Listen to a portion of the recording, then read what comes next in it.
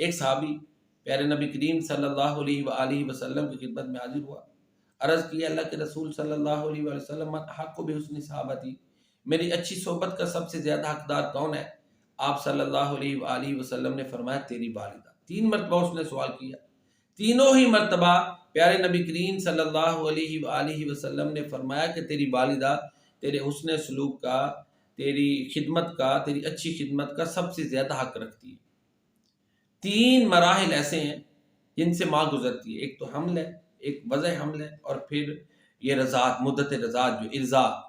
عمل ارضاء، یہ 3 ایسی تکلیفیں ہیں۔ پھر عمل ارضاء میں جب بچے کا دورانیہ یا بچے کی خوراک ماں سے وابستہ ہوتی ہے، اس میں ماں بڑی پابندیاں جھیلتی ہے۔ بچہ جہاں اس کے جسم سے خوراک حاصل کرتا ہے، ماں کا کھانا پینا بچے کے مطابق ہو جاتا ہے۔ بہت بڑی سیکریفائس ہے جو ماں کرتی ہے، اس لیے 3 مراتب اور درجے ماں کو زیادہ دیے گئے۔ یہاں پر میں اکثر عرض کرتا ہوں کہ عورت کے حوالے سے یہ پروپیگنڈا کیا جاتا ہے کہ اسلام میں اس کو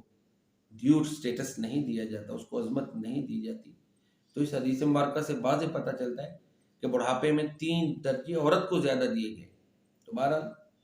پیارے نبی کریم صلی اللہ علیہ وسلم نے 3 مرتبہ فرمایا کہ تیری والدہ، 4تھی مرتبہ فرمایا تیرا باپ، پھر درجہ بدرجہ جیسے جیسے جن کا تیرے ساتھ رشتہ قائم ہوگا وہ تیری اچھی صحبت کے زیادہ